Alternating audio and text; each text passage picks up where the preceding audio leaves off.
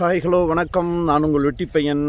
இன்றைக்கி நம்ம எதை பற்றி பேச போகிறோன்றதுக்கு முன்னாடி இந்த வீடியோ எத்தனை பேர் பார்ப்பீங்க அப்படின்னு தெரில. 10லேருந்து 100க்குள்ளே தான் பார்க்குறீங்க. ஆனால் இந்த 10-100க்குள்ளே யாராவது ஒருத்தர் கொஞ்சம் உஷாராயிட்டீங்க அப்படின்னு சொல்லி சொன்னால் அதுதான் இந்த வீடியோவோட வெற்றி.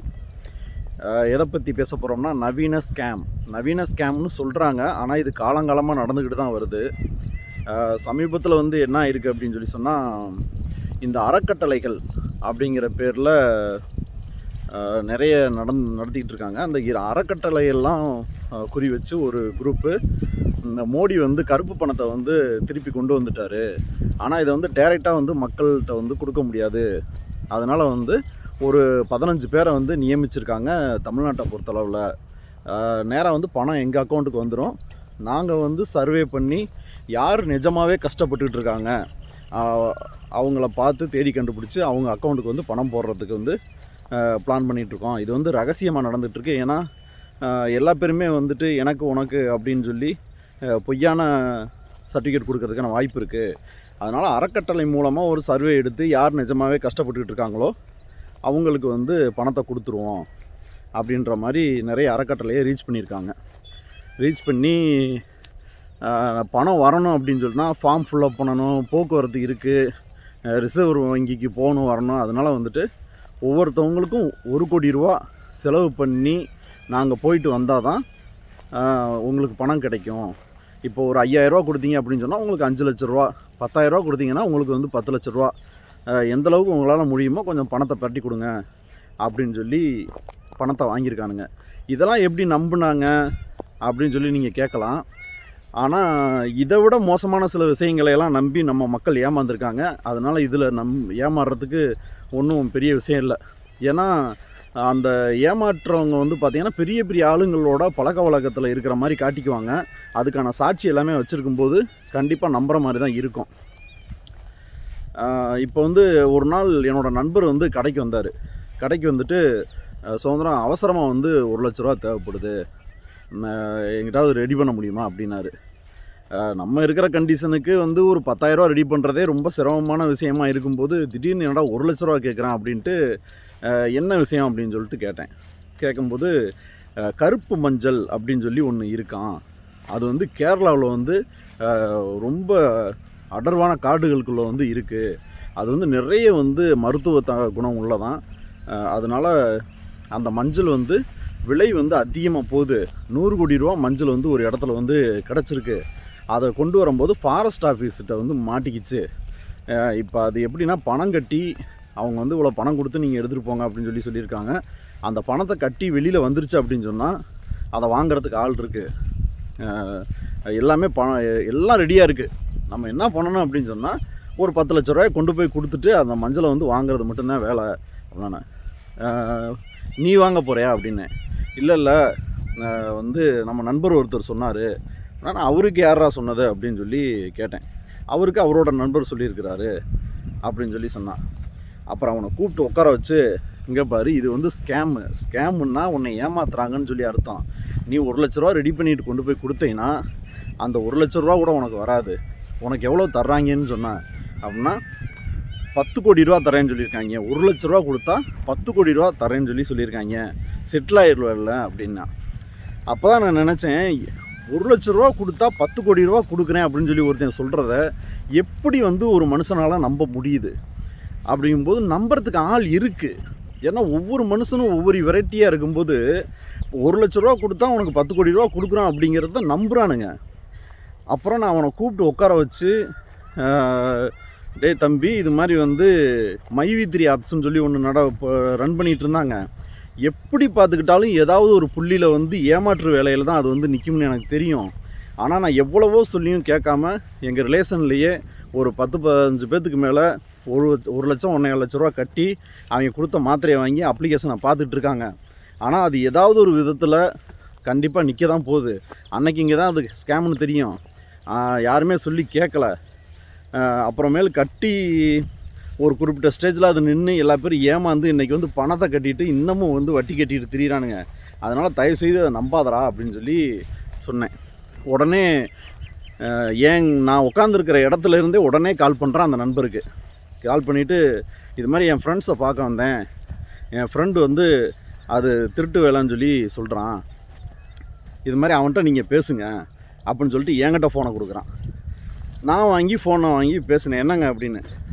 அவர் என்கிட்ட என்னையவே நம்ப வைக்கிற மாதிரி அவர் பேசுகிறாரு. என்னென்னா, இது மாதிரி சிங்கப்பூர் கஸ்டமரு ஜி, அவர் வந்து பணத்தை வாங்குறதுக்கு ரெடியாக இருக்கார், சென்னையில் வந்து இது மாதிரி ரூம் போட்டு அங்கே தங்கியிருக்காரு, நம்ம வந்து இதை ட்ரான்ஸ்போர்ட் பண்ணி கொண்டு போய் அவர்கிட்ட ஒப்படைக்கிறது தான். ஒப்படைச்ச உடனே நம்ம கைக்கு பணம் வந்துடும். பணம் வந்ததையுமே எல்லா பேத்துக்கும் கொடுத்துடலாம். ஆனால் இப்போ நம்ம கேரளா போயிட்டு வர்றதுக்கு அங்கே ஃபாரஸ்ட் ஆஃபீஸருக்கெல்லாம் பணம் கொடுக்கறதுக்கு மட்டும் பணம் தேவை அப்படின்னு சொல்லி சொன்னார். உடனே சரி ஓகே ஜி அப்படின்னு சொல்லிட்டு வச்சுட்டு நண்பர்கிட்ட, டேய் இது கண்டிப்பாக திருட்டு வேலை தான், தயவு செய்து ஏமாறாத, பார்த்து ஏற்கனவே நம்ம கஷ்டப்பட்டுட்ருக்கோம், இவங்க கஷ்டப்படுற ஆளுகளாக பார்த்து தான் கடனில் வட்டி கொடுக்க முடியாமல் ஏகப்பட்ட ரிஸ்கியான ஒரு சூழ்நிலையில் இருக்கவங்கள தான் மேற்கொண்டு இவங்க ரிஸ்கியாக்கி பல பேர்த்த கொண்டுக்கிட்டு இருக்காங்க, நம்பாதரான்னு சொல்லி அனுப்பிச்சி விட்டுட்டேன். இவன் என்ன பண்ணிட்டான், நம்ம முன்னுக்கு வர்றது இவனுக்கு பிடிக்கல போல இருக்குது அப்படின்னு சொல்லிட்டு வீட்டில் இருந்த நகையெல்லாம் எடுத்து கொண்டு போய் அடகு வச்சு 1 லட்ச ரூபா இருக்கிறலாக்க 1.5 லட்ச ரூபா கொடுத்துருக்கான். கொடுத்துட்டு வந்துட்டான். மறாவது நாளே வந்து என்கிட்ட சொல்கிறான், இது மாதிரி பணம் ரெடி பண்ணி கொடுத்துட்டேன், வர்ற சனிக்கிழமை வந்துடும் அப்படின்றாங்க. என்னைக்கு கொடுக்குறாங்கன்னா புதன்கிழமை கொடுக்குறான். உடனே கேரளா போயிட்டு பணத்தை வாங்கிக்கிட்டு இது மஞ்சளை வாங்கிக்கிட்டு வந்து நேராக மெட்ராஸ் போயிட்டு டிரான்ஸ்போர்ட் பண்ணிவிட்டு உடனே 100 கோடி ரூபாய் கொண்டு வந்து கையில் கொடுத்துருவாங்க அப்படின்னு. இப்போ எனக்கு என்னென்னா, உடனே போலீஸுக்கும் போக முடியாது.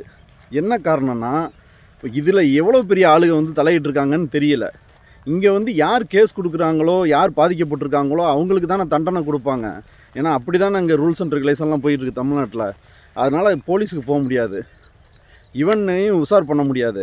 நான் சொன்னேன், கொடுத்துட்ட, கேரளாவுக்கு போகிறாங்கல்ல, நீயும் கூடயே போ, அவங்க உங்கள்கிட்ட பணம் வாங்கினாங்களா அவங்கள விட்டு நீ பிரியாத. சனிக்கிழமை தானே, வியாழன் வெள்ளி 2 நாள் தான் இருக்குது, வெள்ளிக்கிழமை மெட்ராஸ் போயிடுவாங்க, 2 நாள் பஸ்ஸுக்கான சார்ஜை கூட நான் தர்றேன், கூடையே போ, கூடையே இரு, டிரான்ஸ்போர்ட் பண்ணிவிட்டு காசு எப்படி வருதுன்னு பாரு. ஏன்னா 100 கோடி ரூபா டிரான்சாக்ஷன் 1 லட்சம் ஆகிறதுங்கிறதெல்லாம் ரொம்ப பெரிய விஷயம். இதெல்லாம் வந்து சிஎம் வரைக்கும் போகக்கூடிய விஷயம். ஒரு டிரான்சாக்ஷன் ஒரு இடத்துல வந்து ஆகுது அப்படின்னு சொன்னால் ஒரு குறிப்பிட்ட அளவுக்கு 5 கோடி 10 கோடி ஆகுதுனாவே நம்ம லோக்கலில் இருக்கிறவங்களுக்கு தெரியாமல் நடக்க போகிறதில்ல. 100 கோடி ரூபா ஆகுதுன்னா கண்டிப்பாக ஹை லெவல் ஆளுகளுக்கு தெரியாமல் நடக்க போகிறதில்ல. அப்படிங்கும்போது இது ரொம்ப பெரிய விஷயம்டா, நீ அதனால் நீ அவங்க கூட போ, உன்னை நிச்சயமாக ஏமாற்றிக்கிட்டு தான் இருக்காங்க அப்படின்னு சொல்லி விவரமாக சொல்ல இவன் போய் கேட்டதுக்கு அவங்க வந்து நீ வர வேணாம், நாங்களே பார்த்துக்குறோம் அப்படின்னு சொல்லிட்டு போயிட்டாங்க.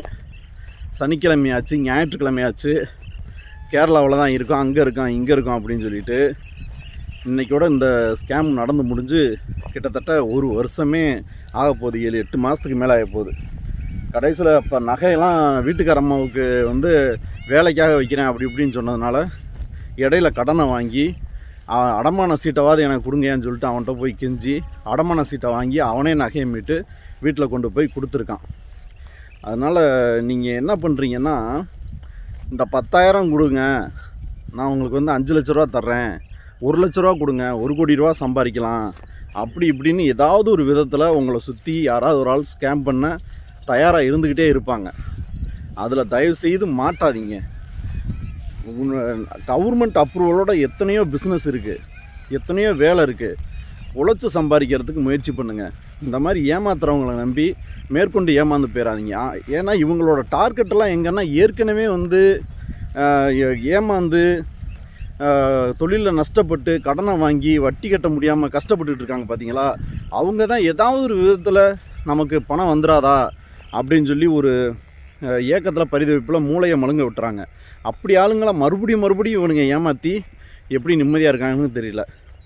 ஆனால் ஸ்ட்ரெயிட்டாக மோடிக்கிட்டே இருந்தே வருது அப்படின்னு சொல்லி மோடியவே ஒரு ஸ்கேம் தலைவராக மாற்றி வச்சுருந்துருக்காங்க, பார்த்துக்குங்க. அங்கே தான் இருக்குது இவங்க. சரி ஓகே கைஸ், நம்ம குமார் சொன்ன மாதிரி வளவலா கொலகொலான்னு இழுத்து 10 நிமிஷத்துக்கு பேசிட்டேன்னு நினைக்கிறேன்.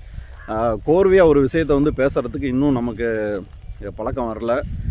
இருந்தாலும் நான் ஒரு சரியான விஷயத்தை தான் சொல்லியிருக்கேன். 10 பேர் இந்த வீடியோவை பார்த்தாலும் தயவுசெய்து எந்த ஸ்கேம்லையும் மாட்டாமல் இருக்கிறதுக்கான முயற்சி பண்ணுங்கள். Okay bye.